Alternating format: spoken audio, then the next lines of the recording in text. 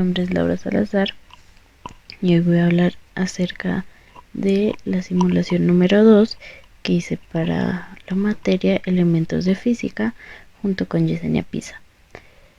Entonces, este informe se titula como Trayectoria orbital planetaria. La simulación busca estudiar el movimiento planetario y todos los factores que lo provocan.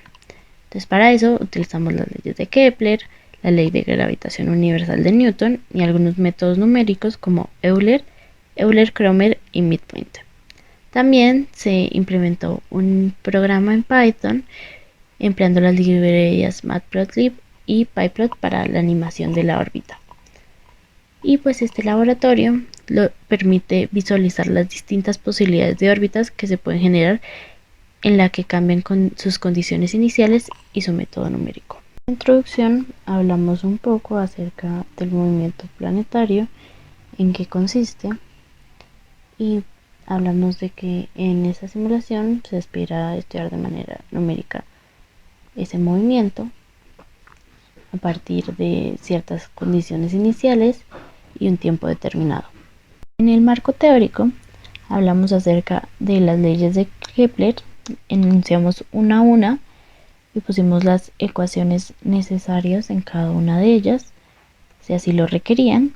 También hablamos de la ley de gravitación universal, de características o de componentes necesarias para entenderla, tales como la fuerza gravitatoria, el momento de fuerza gravitatoria y el momento angular. Voy a hablar acerca del experimento numérico. Entonces, en nuestro programa en Python lo que hicimos fue implementar 4 clases: Particle, Forces, Solver y Animator. En la clase Particle se crea una partícula la cual tiene unos parámetros que son masa, tiempo, posición, velocidad y ángulos inicial. Entonces aquí podemos obtener el estado de la partícula y cambiarlo y obtener el vector velocidad mediante la velocidad y el ángulo inicial. En Forces se obtienen las fuerzas generadas por la partícula y tiene métodos getState y getForce que obtienen el estado y la fuerza de la partícula respectivamente. Para Solver se utilizaron métodos numéricos como Euler, Euler-Cromer y Midpoint, los cuales son algoritmos que generan una solución a partir de un problema inicial. Por último tenemos Animator, que lo que hace es crear la animación por medio de 3 métodos. Entonces tiene SetupAnim, que primero halla los límites de la figura y configura el color, las líneas y los puntos correspondientes a la animación. El siguiente es initAnim, que se encarga de iniciar la animación y limpiar la figura para eso. Después va runAnim, que involucra la librería Matplotlib y muestra la animación en intervalos de tiempos y repeticiones seleccionadas por el usuario. También se implementó un script llamado TestKepler, en el cual se utilizaron las clases anteriormente mencionadas y también se crearon funciones como NewtonAgain, que lo que hace es que está basada en la ley de gravitación universal de Newton, e Integrate, que retorna listas con cada una de las posiciones, velocidades y tiempos que se van tomando durante la creación de la órbita. En cuanto a la discusión, se divide en 2 partes. La primera es la verificación de las leyes de Kepler. Para empezar, vamos a utilizar unidades, las cuales se llaman unidades astronómicas, para que no sea ni muy grande ni muy chico. Entonces, una unidad astronómica va a hacer referencia a 1,496 por 10 a la 11 metros. El tiempo también va a tener sus unidades astronómicas, las cuales van a ser 3,14 por 10 a las 7 segundos, va a equivaler a una unidad astronómica. Se va a hablar acerca de la órbita circular. Para esto vamos a tener en cuenta la ley gravitacional de Newton y bueno, haciendo despejes y vamos a ver cómo se comporta. Entonces podemos llegar a que el periodo es igual a r a la 3 medios. Entonces, en el código que nosotros implementamos, las condiciones iniciales en unidades astronómicas son x cuando t es igual a 0 igual a 1, y y sub 0 igual a 0 y velocidad en x va a ser igual a 0. Entonces ahora vamos a hallar la velocidad en y en el tiempo 0. Entonces ahí hacemos el despeje y nos da que es 2pi. Ahora bien, vamos a graficar con estas ecuaciones en cada uno de los métodos y cambiando el delta t. Entonces acá primero vamos a mostrar el método de Euler con delta t igual a 0.001. Ahí podemos ver la gráfica que cada vez se va haciendo más grande el círculo. Con un delta t más pequeño vemos que se disipan más rápido las ondas. El método de midpoint es de cierta manera más preciso porque vemos que se disipa menos rápido, pero igual se sigue disipando. Por otro lado, en Euler-Cromer no ocurre esto. Con un delta t muy pequeño podemos notar que se mantiene la órbita circular con el mismo radio. Y pues si se hace más pequeño, se va a disipar mucho menos que en los otros métodos numéricos. Vamos a ver cómo se comporta la energía en cada uno de estos métodos para ver en cuál se mantiene más la energía, puesto que en este tipo de movimientos se debería mantener. Entonces en el método de Euler tenemos un error de 4.036,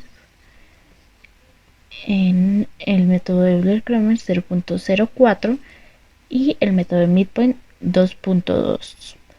Entonces por lo tanto ahí podemos notar que el método más preciso sería el de Euler-Cromer porque se pierde menos energía que en el resto de los métodos.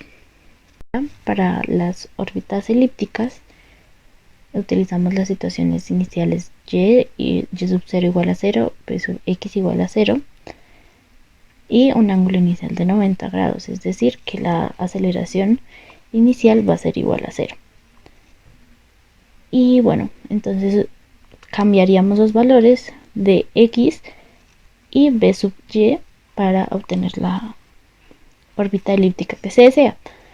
Todo eso utilizando el método de Euler-Cromer, ya que es el que conserva la energía y es más preciso que los demás métodos. Entonces ahí en la siguiente tabla se ven los valores que van a tomar x y la velocidad en y y los puntos de velocidades x y y, máximos y mínimos. Podemos ver las gráficas que salían de la tabla anterior, tomando los valores de los primeros 5 valores y los últimos 5 valores de la tabla, dando como resultado las gráficas que muestra a continuación. Gracias a las gráficas anteriormente mencionadas, podemos mirar cómo se comporta la velocidad versus el tiempo de cada una de las elipses, dando como resultado las gráficas que vemos a continuación. Y podemos notar que en la figura 10 y la naranja se parece con la roja de la 11. Es debido a que la elipse naranja es muy similar a la elipse roja en cuanto a la forma. La verificación de la tercera ley de Kepler lo que se hizo fue hallar los semiejes, la excentricidad y el periodo de las elipses que ya habíamos mostrado anteriormente. Y ahora vamos a graficar al periodo como función del semieje mayor de cada órbita. Entonces acá podemos ver que efectivamente el cociente de t cuadrado sobre a la 3 es el mismo para todos los que orbitan al Sol, ya que es exponencialmente por el aumento tanto de t como de a. Y para la verificación de la segunda ley de Kepler es necesario tener en cuenta el área, la cual está definida como un medio delta t, factor de x por la velocidad en y menos y por la velocidad en x. Entonces, utilizando las condiciones iniciales que se ven ahí, podemos ver que nos da una órbita circular y la gráfica del área es una línea casi recta y constante. Y pues para la elipse tenemos esas condiciones iniciales que se muestran ahí y da la elipse y una área también parecida. Entonces ahí podemos ver que las áreas son las mismas, pero en la figura 16 la órbita elíptica se ve un poco como no tan recta, y es debido al margen de error por el método utilizado.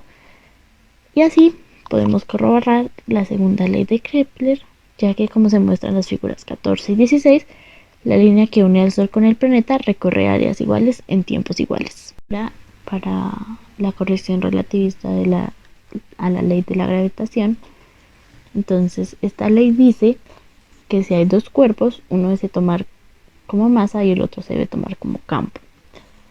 Entonces, ahora utilizando las gráficas de F igual a C por M sobre R al cuadrado más delta, donde delta es muy pequeño.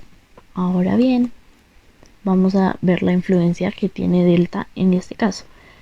Entonces, vemos que con un delta 0.05 da esa gráfica, la cual no es muy precisa y no es lo que estamos buscando. Entonces ahora podemos ver que se puede hallar el ángulo inicial por medio de la gráfica se muestra ahí, el cual es aproximadamente 43 grados. Y ya una vez utilizando todo esto, y si dejamos todos los parámetros fijos y solo se cambia el delta, la precisión va a cambiar de acuerdo con el valor que se le asigne a delta. Entre más pequeño va a ser más exacto el resultado. Voy a seguir con la corrección de la fuerza según la teoría de la relatividad. Entonces acá es una corrección que hace Einstein de 1 sobre r al cuadrado y da la siguiente ecuación que se ve ahí. Entonces ahora, para hallar la aceleración tanto en x como en y, es necesario utilizar esa ecuación y hacer el procedimiento que se muestra ahí con las mismas condiciones iniciales anteriores, pero cambiando delta t por 0.001, se obtiene la siguiente gráfica. Entonces ahí podemos ver que es una gráfica más centrada. Ahora voy a hablar de la dependencia de la fuerza de la distancia inversa al cubo. Entonces vamos a definir C como G por M. Entonces las unidades de C en ese caso van a ser M al cubo sobre S al cuadrado. Ahora, si suponemos que la fuerza depende de la distancia inversa al cubo, entonces las unidades de C van a cambiar y ahora serían M a la 4 sobre S a la 2, debido a que la fuerza siempre se expresa en Newton. En esta teoría, entonces vamos a tomar C igual a 4pi al cuadrado, X igual a 1, Y igual a 0 y la velocidad en X0 igual a 0. Entonces sabemos que la fuerza se define como fuerza igual a masa por aceleración. Haciendo despeje llegamos a que la velocidad es igual a 2pi. La única manera para que orbite circularmente es con un delta muy pequeño. En este caso vamos a usar delta igual a 0.001 y ahí vemos que en este caso sí se mantiene en la órbita circular por varios periodos de tiempo. Ahora vamos a hacer un cambio en la velocidad en y, la cual ahora va a ser igual a 2pi más 0,12 aproximadamente, y dejando los mismos parámetros anteriores vamos a ver cómo se comporta la gráfica. Entonces ahí podemos ver que tiene forma de elipse, pero tiene un espacio abierto, es decir que no es totalmente cerrada, lo cual quiere decir que la energía mecánica total no se conserva y la velocidad va disminuyendo en relación con el tiempo. Para finalizar las conclusiones, entonces tenemos que respecto a la primera ley de Newton, se puede concluir que los planetas se giran alrededor del Sol en una órbita elíptica y el Sol se encuentra en uno de los focos. La segunda es que al calcular el área del triángulo barrido en cada intervalo de tiempo, se puede asegurar que esta área es constante en cada uno de los intervalos de tiempo, por lo que la velocidad de un planeta aumenta a medida que la distancia del Sol disminuye. La tercera dice que para que los planetas que orbitan alrededor del Sol, la relación entre el periodo del planeta con respecto al semieje mayor de su órbita elíptica A siempre es la misma para todos los planetas que orbitan al Sol, la cual es definida como t² sobre a². Ahora, la cuarta dice que haciendo la corrección en la fuerza planteada por la teoría relativista, podemos notar que es mucho más precisa que la ley de gravitación universal de Newton. La última dice que una vez el planeta supera la velocidad que el sistema puede resistir, entre mayor sea esta velocidad, más rápido se aleja de conservar la energía y disminuirá su velocidad mucho más apresurada, dejando una órbita cada vez más abierta. Eso sería todo por ahora, no olviden suscribirse.